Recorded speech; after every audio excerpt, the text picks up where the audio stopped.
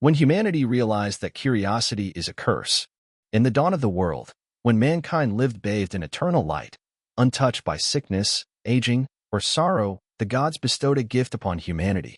But it was a gift cloaked in disguise, a curse wearing a mask of beauty. That gift came not in the form of fire or gold, but a woman, so stunning that even Olympus held its breath. Her name was as gentle as the morning breeze, Pandora, the one who would open both hope and despair. This is not just a myth. It is a mirror, reflecting the price of curiosity, the weight of choice, and a haunting reminder that sometimes, within the most flawless beauty lies the greatest tragedy. Pandora descends to Earth. Back then, the world was still young. Forests stretched endlessly, untouched by human feet. Crystal rivers flowed like green veins through the valleys, feeding the living heart of the earth. Mankind, newly gifted with fire by Prometheus, the sacred flame stolen from Olympus, had just begun to step out from the shadows of ignorance. They learned to cook, to forge metal, to build homes, to love, and to dream. A world was taking shape, born from the power of thought. But the price of fire had yet to be paid. Zeus, king of the gods, looked down upon mankind, not with momentary rage, but with a cold, smoldering resentment. Not only had he been deceived, he had been challenged. Prometheus, the clever yet defiant son, had tricked him at the sacrificial feast and dared to gift humans a divine power they were never meant to possess. Zeus, wounded in pride and purpose, decided humanity would not perish by thunderbolt, but slowly, from within, by the things they love most. So he devised a plan, not a punishment of violence, but a gift too beautiful to resist, a trap wrapped in perfection. Pandora, her name meant all gifted, for she was blessed by every god. From the sturdy hands of Hephaestus, she was sculpted from clay, yet softer than Aphrodite's golden hair. The goddess of love herself bestowed a hidden allure, so potent even flowers seemed to bow in her presence. Athena gave her intellect, not strategic wisdom, but emotional understanding that made anyone feel seen. Hermes taught her speech and granted a voice so sweet it could unravel hearts. Even Hera, the jealous goddess of marriage, wary of any beauty not her own, bestowed Pandora with loyalty. And along with these divine blessings, the gods placed in her hands a sealed jar. A box. No carvings, no key, just one warning from Hermes. This is your final gift. Never open it. No one told her why. No one explained what it held.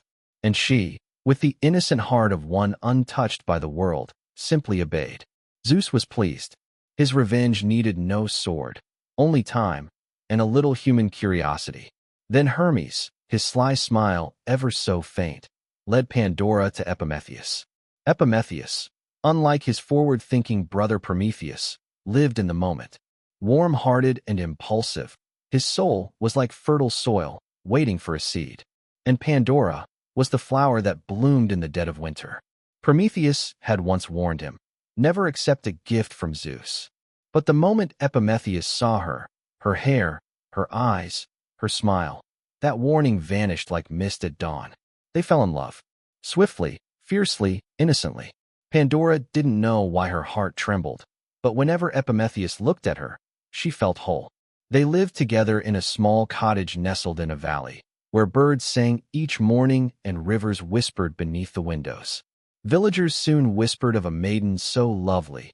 Even the wind paused to admire her, and the flowers bloomed late, just to see her pass. But at night, when the world lay silent, Pandora sat alone before the box. A plain, dark wooden jar. No markings, no key, just one command: don't open. But what if she did? Curiosity, obsession, guilt. Like a whisper in the night, the question grew louder. Was I made only to never know? And then, like the final drop that spills the cup, Pandora placed her hand on the lid. The box of sorrows opens. That night, the moon hid behind clouds. The wind whispered through the cracks like the voices of untold pasts. Pandora sat before the box. Her hands trembled, not from cold, but from something deeper.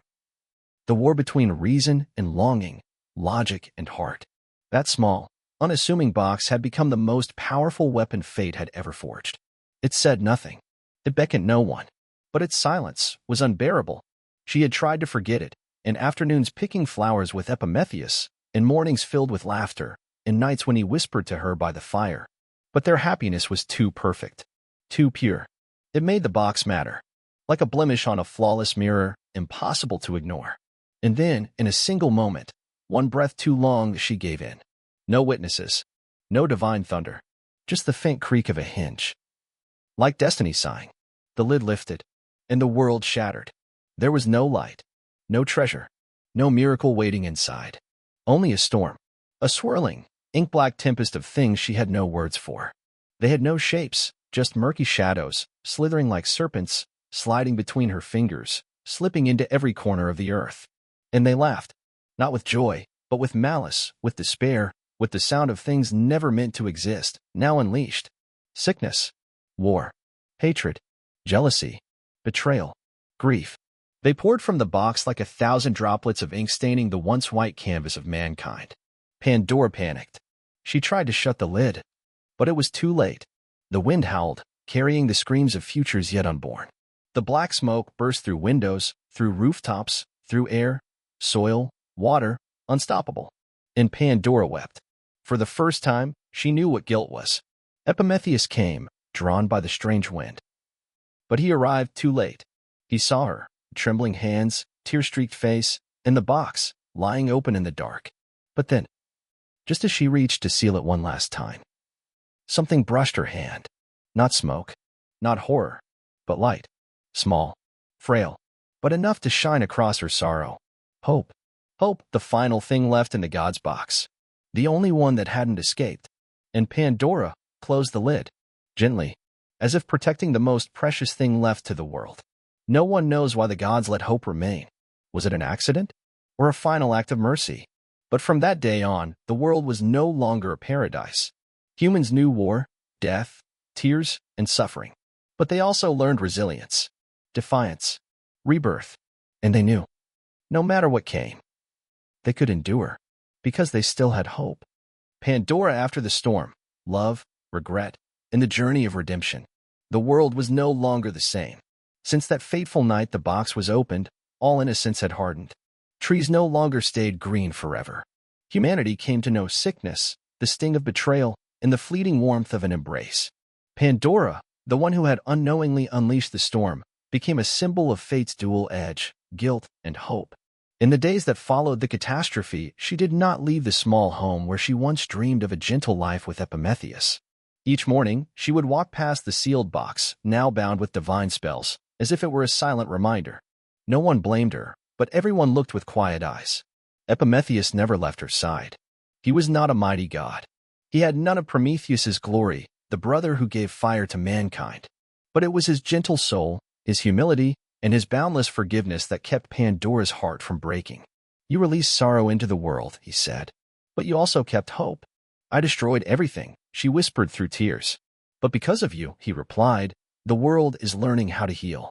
Pandora began a new journey, not to atone, but to restore. She traveled across lands, offering comfort to those crushed by suffering. She helped a grieving mother find a reason to live again. She tended to a warrior who had lost his arm in battle. She taught orphaned children to write, to draw suns, and told them stories of hope, the smallest light, yet the strongest in any darkness. Wherever she went, Pandora never spoke of the box. She never revealed who she was. Only the glances, the quiet smiles, and whispered thank yous in the wind proved she still lived, not as a sinner, but as someone brave enough to walk through her mistake. And slowly, her name changed in the hearts of the people, no longer spoken with fear, but with admiration. Pandora, not just the first woman, but the first to face her failure and turn it into compassion. Because if humanity can make mistakes, they can also love deeply and learn to forgive. Pandora understood the box wasn't just a trap. It was a test. Without hope, the world would drown in eternal night.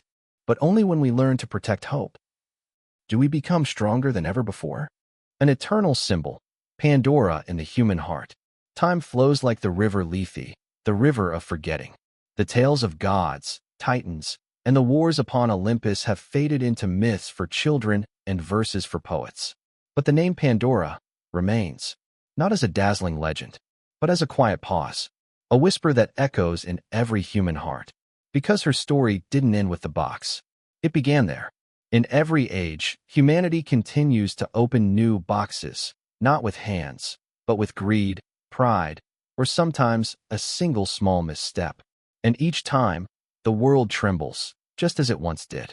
Yet in those darkest moments, hope still breathes. Pandora became the symbol of that truth. She reminds us that to err is not to fall from humanity, but to begin it, that to hold on to hope is what keeps us from becoming monsters. In statues of marble, Pandora is often carved as a breathtaking maiden, box in hand, her face frozen between horror and awe. But look closer into those eyes, and you'll find a sliver of light. Fragile, yes, but unbroken. That is hope, the last thing left, and the only force strong enough to face all that came before. And so, Pandora is not just the first woman in Greek mythology. She is the mirror of us all, flawed, fallen, yet unwilling to let go of the light within. She is a warning. That beauty is not innocence, and curiosity can carry ruin. But she is also a reminder that behind every sorrow, there is still a light to hold, still a chance to begin again, to love, to heal. No matter who you are, a child who made your mother cry, an adult who lost faith, or a weary soul ready to give up, Pandora's story still whispers through the wind. Hold on to hope.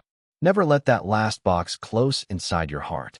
Pandora and US. Myth or mirror? No one is born perfect. Pandora made a mistake, but she refused to let that mistake define her. And so can we. The box was opened. The evils escaped. But as long as hope remains in the human heart, there is nothing we cannot overcome. So if one day everything feels like it's falling apart, remember this. You are not alone. There was someone thousands of years ago who once lost her way, just like you. Her name was Pandora, and she chose to rise.